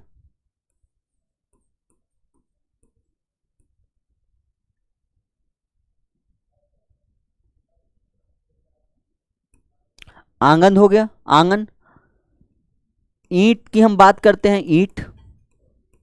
अगर हम ईंट की बात कर लें, तो ईंट जो ये लिख रहे हैं, तो ये जो ऊपर जो बिंदी या चंद्र बिंदी बीच में आए, हिंदी के वर्ड में जो है बिंदी या चंद्र बिंदी अगर बीच में आता है, जैसे में जो है क्या हुआ? ये लास्ट में आया, बीच में नहीं आया, तो ये नहीं होगा। इसके लिए हम नूनगुन्ना का जो है, नूनगुन्ना या नून का इस्तेमाल नहीं करते। नूनगुन्ना का इस्तेमाल जो है लास्ट में भी करते हैं, लास्ट में, तो उस नूनगुन्ना के लिए हम ऐसे बनाते हैं। लेकिन अगर बीच में अगर आ जाता है, जैसे ये में के आया, तो हम लास्ट में ऐसे बनाते हैं। लेकिन अगर बीच में आए तो उसके लिए हम नू लिखते हैं। क्या करते हैं? नू लिखते हैं। तो उसमें ये नू में कौन सा होगा? जैसे ये आंगन में, अब यहाँ भी नू आया, तो ये नूनगुन्ना, तो इसके लिए हम नू लिखते हैं। तो ये नून कहाँ लिखेंगे, कैसे लिखेंगे? तो आमदनी, आमदनी में जो है नहीं होगा। फानी, ये भी नहीं होगा, क्योंकि फानी डायरेक्टली लिखा जा रहा है, फानी। रवानी, इसमें भी जो है क्या? नूनगुन्ना नहीं आ रहा है।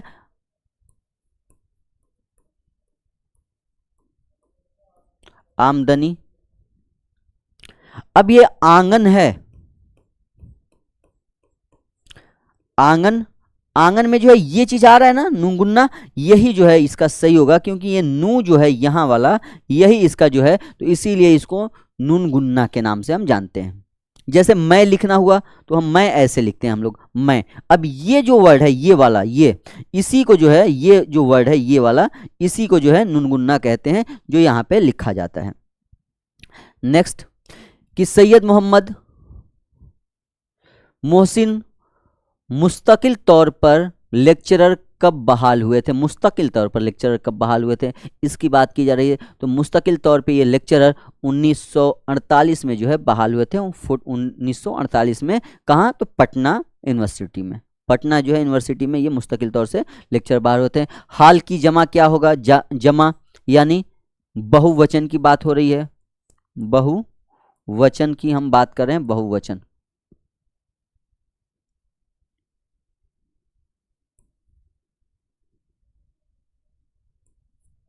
बहुवचन, एक वचन और बहुवचन होता है। उसी तरह से उर्दू में भी जो है वाहिद और जमा होता है, एक वचन और बहुवचन। वाहिद का मतलब होता है सिंगुलर, वाहिद यानी एक वचन, एक वचन उसको कहते हैं, एक वचन। और जमा का मतलब होता है बहुवचन।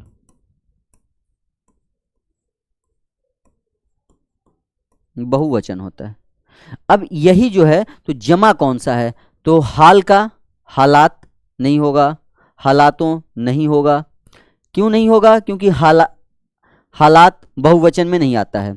हाल ये भी बहुवचन में नहीं आएगा, हालातों ये भी नहीं आएगा। अहवाल इसका होता है। हाल का जो बहुवचन होता है वो क्या होता है, अहवाल होता है। और उसके बाद हालातों भी नहीं होगा, ये भी नहीं होगा, अहवाल इसका होता है। उसके बाद सुहेल अजीमाबादी की पैदाइश कब हुई थी? तो सुहेल अजीमाबादी की पैदाइश की अगर हम बात करें तो इनकी पैदाइश जो होती है वो होती है, कब होती है इनकी पैदाइश? तो 1914 ईस्वी में जो है इनकी पैदाइश होती है, 1914 में। 1914 में सुहेल अजीमाबादी की पैदाइश होती है। और सुहेल अजीमाबादी एक मशहूर जो है अफसाना निगार हैं। सॉरी, जो है 1914 में गलत बता रहा था, 1911 में इनकी पैदाइश होती है। किसमें? 1911 में। 1911 में इनकी पैदाइश होती है। इनका नाम जो है था मुजीबुर रहमान। इनका असल नाम भी पूछता है तो इनका असल नाम जो है मुजीबुर रहमान था। और कहाँ ये पैदा हुए? तो पटना में। पटना में ये पैदा हुए थे, पटना में 1911 में। और कब हुए थे? तो पटना में ये पैदा हुए। इनका असल नाम जो है मुजीबुर रहमान था। अब हम बात करते हैं कि इनमें से सुहेल अजीमाबादी की तसनीफ़ कौन सी है? इनमें से सुहेल अजीमाबादी की तसनीफ़ कौन सी है? तो सुहेल अजीमाबादी की तसनीफ़ खुदा की रहमत, आशियाना, मुनाज़ारे कुदरत, ये तो नज़्म है। आशियाना इनकी है नहीं, ये नज़्म है। आदमी के रूप इनके नहीं है। इनका जो है वो है आदमी के रूप, खुदा की रहमत नहीं है। आदमी के रूप इनकी जो है, आदमी के रूप इनके जो है तसनीफ़ है, इनके जो है अफसाने का नाम। उसके बाद है सर सैयद अहमद ख़ां की पैदाइश कहाँ हुई थी? सर सैयद अहमद ख़ां की पैदाइश अभी मैं आपको बताया था कि दिल्ली में हुई थी। नेक्स्ट कि सैयद मोहम्मद मोहसिन की वफ़ात कब हुई थी? तो सैयद मोहम्मद मोहसिन की वफ़ात की अगर बात की जाए तो इनकी वफ़ात जो थी, सैयद मोहम्मद मोहसिन की जो है, अगर हम वफ़ात की बात करें तो इनकी वफ़ात जो है 2002 में होती है। 2002 में इनकी वफ़ात होती है। उसके बाद सुहेल अजीमाबादी का असल नाम क्या था? अभी मैं आपको बताया था सुहेल अजीमाबादी का असल नाम जो है सैयद मुजीबुर रहमान था। जो अभी मैं नाम आपको बता रहा था, सैयद मुजीबुर रहमान इनका असल नाम था। अब हम बात करते हैं आगे कि सैयद मोहम्मद मोहसिन मुस्तकिल तौर पर लेक्चरर कब बहाल हुए थे? तो ये जो मुस्तकिल तौर पर 1948 में लेक्चरर बहाल हुए थे। उसके बाद है कि इनमें से सैयद कमर जहां, यानी इनका नाम है सैयद कमर जहां की तसनीफ़ कौन सी है? जुनून वफ़ा, आदमी के रूप, अनोखी मुस्कुराहट, अनोखी मुस्कुराहट, फसानाए मुब्तला। तो ये कौन सी है? इनकी जो है कौन सी है, इस पे बात की जा रही है। तो अनोखी मुस्कुराहट, अनोखी मुस्कुराहट या आदमी के रूप। तो आदमी के रूप अभी हम लोग देखे हैं किसकी थी? तो आदमी के रूप जो थी वो आदमी के रूप इनका था नहीं, इनका था जुनून वफा। जुनून वफा इनकी तसनीफ़ है, जिसका नाम है जुनून वफा, इनकी जो है अहम तसनीफ़ है। उसके बाद है सैयद मोहम्मद मोहसिन की किस कॉलेज में लेक्चरर थे? किस कॉलेज में थे? तो पटना कॉलेज में। अभी मैं आपको बताया भी था कि पटना कॉलेज में ये लेक्चरर थे। शबनम कमाली की पैदाइश कब हुई थी? तो शबनम कमाली की पैदाइश जो थी 1910 में हुई थी। ये जो है आपके हम्द के राइटर हैं, जो आपके निसाब में हम्द शामिल है उसके ये राइटर हैं, हम्द को लिखने वाले हैं शबनम कमाली। शबनम कमाली का असल नाम भी पूछता है कि शबनम कमाली का असल नाम क्या था? शबनम कमाली का असल नाम क्या था? शबनम कमाली जो है कब पैदा हुए? तो शबनम कमाली का जो ताल्लुक था वो जो है बिहार से ही था। शबनम कमाली का असल नाम जो है पूछता है, असल नाम, असल नाम। तो इनका असल नाम मुस्तफ़ा रज़ा था। असल नाम मुस्तफ़ा रज़ा।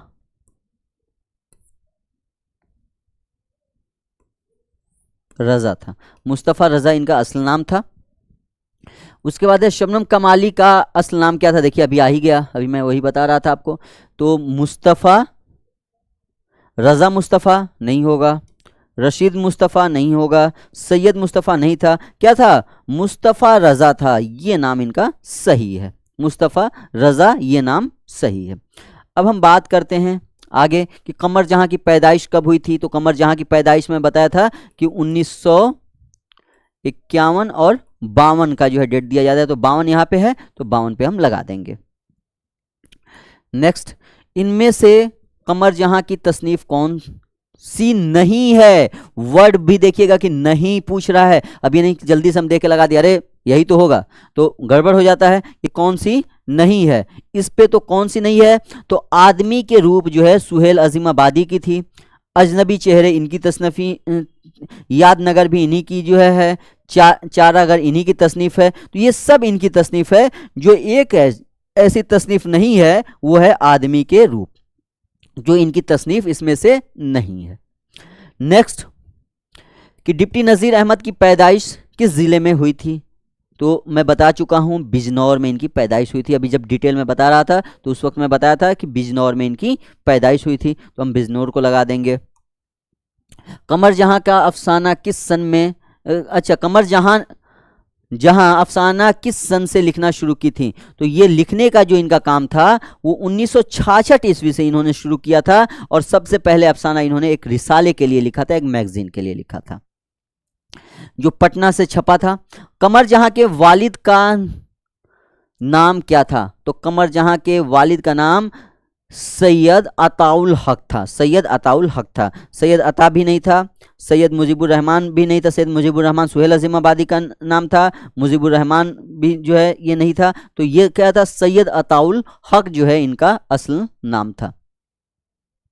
नेक्स्ट, कि तदरीसी कैरियर का आगाज परवीन शाकिर ने किस स्कूल से किया था। कि परवेज शाहदी ने जो है किस स्कूल से किया था। परवेज शाहदी की बात हो रही है, पटना स्कूल से, इस्लामिया स्कूल से, आफिया स्कूल से, लखनऊ स्कूल से।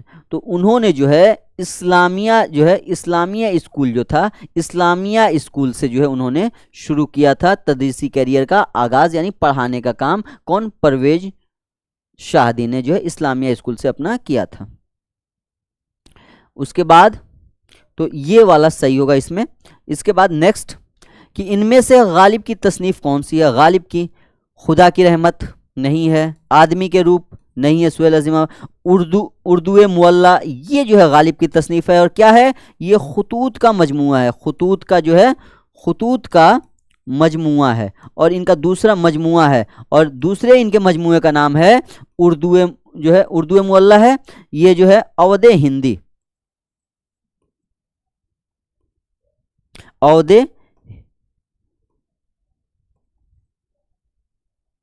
हिंदी। इसको जो है कुछ लोग ऐसे भी लिखते हैं,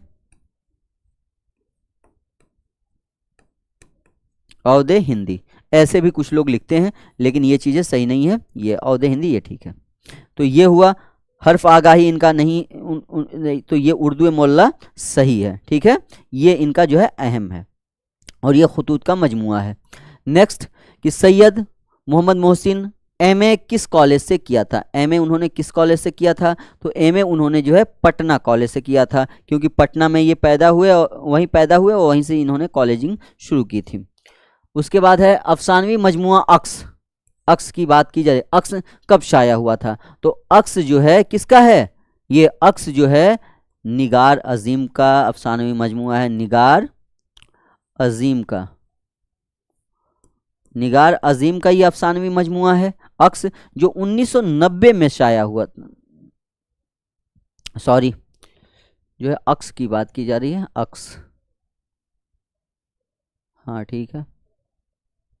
अक्स जो है इन्हीं का है, निगार अजीम का।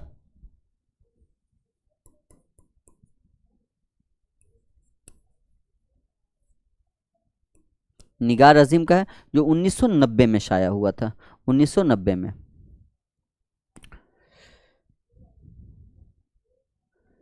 निगार अजीम का असल नाम क्या था। तो निगार अजीम का असल नाम मलिका मेहर निगार था। मलिका मेहर निगार इनका असल नाम था, मलिका मेहर निगार। उसके बाद है चकबस्त की पैदाइश कब हुई थी? तो चकबस्त की पैदाइश जो है कहाँ हुई थी? लखनऊ में। लखनऊ, इनके जो है घर वाले लखनऊ आ गए थे और इनकी वफात भी जो है रायबरेली स्टेशन पे हो गई थी। आए थे जो है किसमें? वकालत के सिलसिले में, जाते वक्त फारिज का शिकार हुआ और इनकी जो वफात थी वो जो है रायबरेली स्टेशन पे हो गई, लेकिन आखिरी रसूम जो है लखनऊ में अदा किए गए थे। और इनकी पैदाइश की अगर हम बात करें तो इनकी पैदाइश जो थी वो 1882 में होती है। 1882 में इनकी पैदाइश होती है। उसके बाद हम बात करते हैं कि रुकैया भाभी किस अफसाने की किरदार हैं? तो रुकैया भाभी जो है भाभी जान अफसाने की किरदार हैं और ये जो है क्या है? मरकजी किरदार हैं, मरकजी किरदार हैं।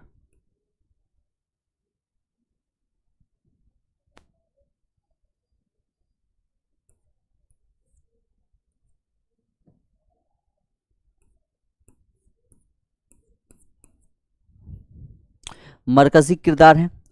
इसमें जो है और भी किरदार होते हैं जिनका नाम है इस अफसाने का अख्तर,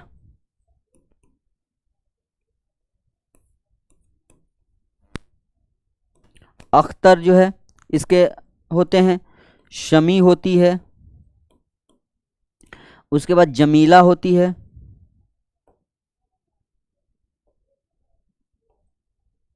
जमीला, और रुकैया भाभी की एक बेटी होती है जिसका नाम होता है रेहाना। रेहाना, रेहाना होती है। ये जो है इसके अहम किरदार हैं। ये सब जो है इस अफसाने के अहम किरदार में से हैं और रुकैया भाभी इसकी मरकजी किरदार है। उसके बाद अफसाना भाभी जान में भाभी के देवर का क्या नाम था? देखिए अभी आ गया, भाभी के देवर का नाम अख्तर था। उसके बाद अफसानवी मजमुआ गहन किस सन में शाया हुआ था? तो अफसानवी मजमुआ गहन जो था वो जो है 1999 में शाया हुआ था। गहन किसका है? निगार अजीम का। निगार अजीम का ये जो है अफसानवी मजमुआ है गहन। निगार अजीम की जो है अफसानवी मजमुआ है। उसके बाद है रुकैया भाभी की बेटी का क्या नाम था? अभी मैं बेटी का नाम बताया था, क्या था? रेहाना उसका नाम था, यानी ये वाला सही है, रेहाना। शमी उनके स्टूडेंट का था। जमीला जो है जो अख्तर जी से शादी करना चाहता था उसका नाम था। इरफाना जो है किसके? आशियाने का जो है आशियाना जो अफसाना है उसकी किरदार है। उसके बाद है डॉक्टर अब्दुल मुगनी की पैदाइश कब हुई? डॉक्टर अब्दुल मुगनी की पैदाइश की बात की जा रही है कि डॉक्टर अब्दुल मुगनी की पैदाइश कब हुई थी? तो डॉक्टर अब्दुल मुगनी की पैदाइश 1934 ईस्वी को हुई थी। 1934 ईस्वी में इनकी पैदाइश होती है डॉक्टर अब्दुल मुगनी की। नेक्स्ट कि इनमें से सर सैयद अहमद खां की तसनीफ कौन सी है? तो सर सैयद अहमद खां की अगर तसनीफ की हम बात करें तो असबाब बगावत हिंद, आदमी के रूप, मनाजिर कुदरत, फसाना मुब्तला, ये भी नहीं है, ये भी नहीं है, ये भी नहीं है, ये है असबाब बगावत हिंद, यानी ये हिंदुस्तान की एक तारीख उन्होंने लिखा था जो सर सैयद अहमद खां की तसनीफ थी। नेक्स्ट है कि बिहार के किस ज़िले में अहमद फराज मुशायरे के लिए आए थे? ये भी लिखा जाता है कि 2009 में अहमद फराज जो है मुशायरे के लिए आए थे और यही इनकी जो है वफ़ात का डेट भी है। 2009 में भी ये क्या हुए थे? वफ़ात भी हुए थे। ये भी पूछा था कब आए थे, तो 2009 में आए थे और इनका वफ़ात भी कब हुआ था? तो 2009 में। कहाँ आए थे? तो ये जो आए थे वो जो है दरभंगा में आए थे। दरभंगा जो है दरभंगा ज़िले में वो आए थे मुशायरे में पढ़ने के लिए। और कहाँ इनका जो है पैदाइश कहाँ था? तो पाकिस्तान में ये पैदा हुए थे। अब है कि भीमराव अंबेडकर की पैदाइश कब हुई थी? तो भीमराव अंबेडकर की पैदाइश 1891 ईस्वी में होती है और इनकी वफात जो है 1958 को होती है। 1958 में इनकी वफात हो जाती है। 1958 में इनकी क्या है? वफात है। किस खानदान में हुई थी इनकी पैदाइश? तो महार खानदान में इनकी पैदाइश होती है। महार जो एक पशमानदा खानदान था उसमें इनकी पैदाइश होती है। महार खानदान में इनकी पैदाइश होती है। 1891 में ये पैदा हुए और ये जो है बहुत ही मशहूर हुए, इनके बारे में सब लोग जानते हैं, किसी को इनकी जो है पहचान बताने की अब ज़रूरत नहीं है। उसके बाद लतीफ़ुर रहमान का असल नाम क्या था? लतीफ़ुर रहमान का असल नाम क्या था? लतीफ़ुर रहमान के असल नाम की अगर हम बात करें असल नाम, तो उनका जो है असल नाम जो है लतीफ़ुर रहमान का था, सैयद मुजीबुर रहमान था ही नहीं, मेहदी अफादी था ही नहीं, सैयद रहमान था ही नहीं, तो क्या था? इनका असल नाम जो लतीफ़ुर रहमान का था वो यही नाम था, लतीफ़ुर रहमान ही इनका असल नाम है। अब हम बात करते हैं सर सैयद अहमद ख़ां को। सर सैयद अहमद ख़ां को सर का खिताब कब मिला था? सर का खिताब कब मिला था? तो इनको 1878 में जो है इनको सर का खिताब मिलता है। कब? 1878 में। 1878 में इनको सर का खिताब मिलता है। कौन दिया था? तो अंग्रेजों ने इनको जो है सर का खिताब, तो अंग्रेज ने जो है इनको सर का जो है खिताब दिया था। अंग्रेजी लिख सकते हैं, अंग्रेजी हुकूमत ने जो है इनको सर का खिताब दिया था। अंग्रेजी हुकूमत ने इनको सर का खिताब दिया था। अब आपके निसाब में शामिल अफसाना निगार अजीम की कौन सी है? तो निगार अजीम की जो अफसाने थे, मैं अभी बताया था कि आशियाना जो है आपके निसाब में शामिल है। ये भाभी जान जो है ये किसकी है? ये सुहेल अजीमाबादी की है। ये अनोखी मुस्कुराहट अफसाना है ही नहीं है, अनोखी मुस्कुराहट अफसाना नहीं है। फरार जो है ये अफसाना आपके जो मतलब अनोखी मुस्कुराहट तो अफसाना है ही है, लेकिन ये जो है आपके निसाब में नहीं है। ये फरार जो अफसाना है ये आपके निसाब में है। अब हम बात करते हैं नुसूह। किस नावल का किरदार है? नुसूह मैं बताया था कि ये तौबतुल नुसूह जो है अफसाने का मरकजी किरदार है। क्या है? तो मरकजी किरदार है, मरकजी किरदार है। नुसूह जो है अपनी बेटी और बेटों की जो है इस्लाह के लिए सोचता है कि मैं क्या करूं, कैसे इनका इस्लाह करूं, और यही पूरी जो है वो सोचता रहता है, और उसी की पूरी कहानी जो है जो तौबतुल नुसूह में है। इसके राइटर कौन है? तो इसके राइटर हैं डिप्टी नज़ीर अहमद।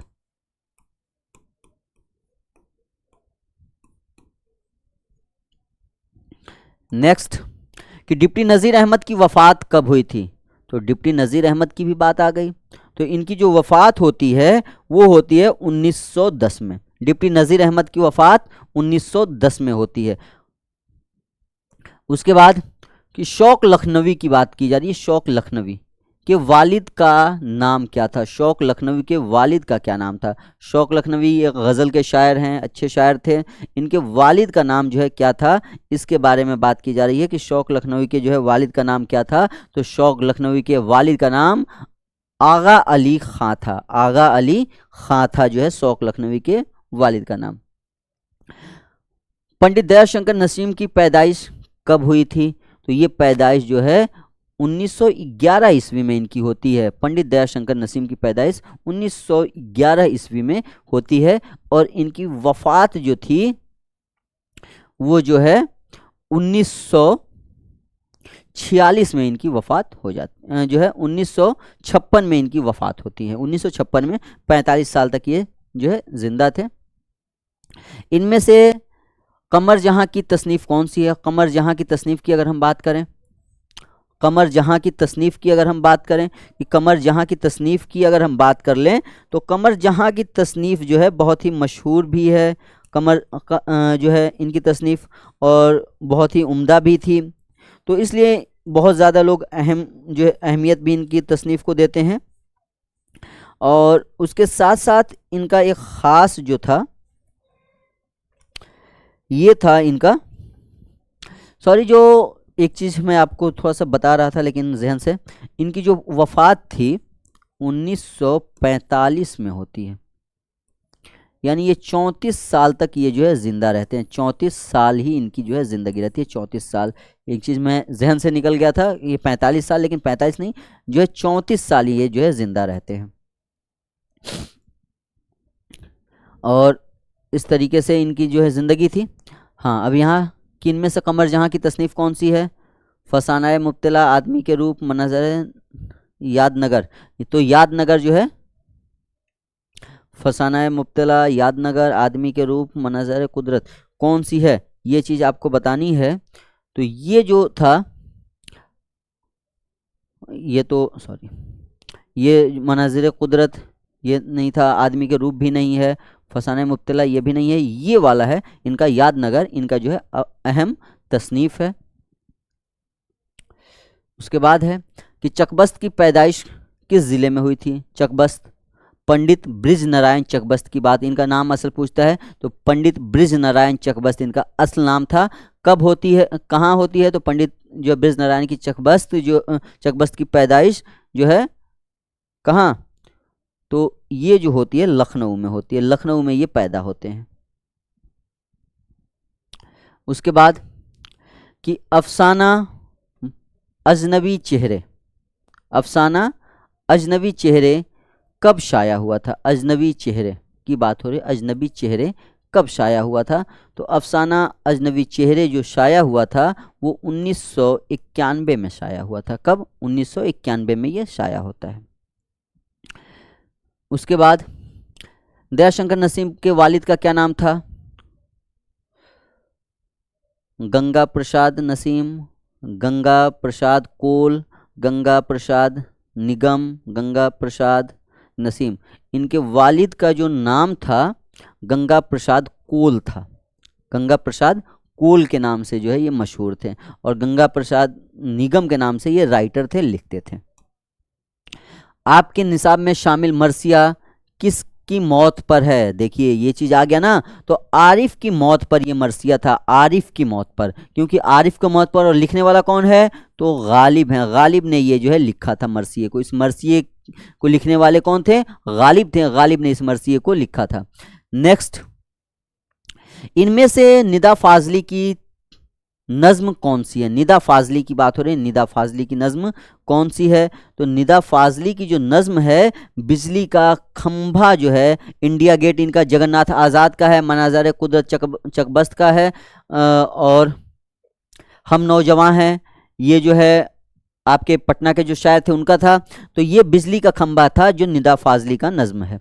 उसके बाद है रुकैया भाभी, कॉलेज से महाना कितनी तनख्वाह मिलती थी। रुकैया भाभी को जो है कॉलेज से महाना कितनी, तो 400 रुपये मिलते थे, सिर्फ और सिर्फ 400 रुपये इनको महाना तनख्वाह मिलते थे।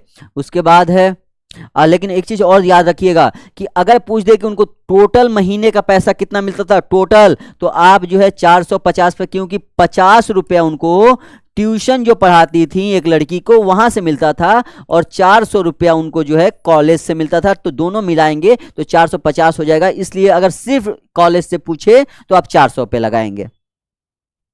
उसके बाद है नॉवेल मिरातुल उरूस कब शाया हुआ था। मिरातुल उरूस की बात हो रही है कि मिरातुल उरूस कब शाया हुआ था। तो मिरातुल उरूस जो शाया हुआ है वो हुआ है 1867 में, 67 में जो है ये शाया हुआ था। नेक्स्ट, कि मेहदी अफादी, सॉरी जो है एक चीज़ मैं ये गलत बता दिया था, 1866 में ये शाया हुआ था, 67 में, 1866 में ये जो है मिरातुल उरूस 1866 में शाया हुआ। उसके बाद है मेहदी अफादी का असल नाम क्या था। तो मेहदी अफादी का जो असल नाम था, मेहदी अफादी के असल नाम की बात की जा रही है। तो मेहदी अफादी के असल नाम मेहदी हसन था। क्या था, तो मेहदी नहीं, मेहदी हुसैन था, सॉरी हसन नहीं, मेहदी हुसैन था। इनका असल नाम मेहदी हुसैन था।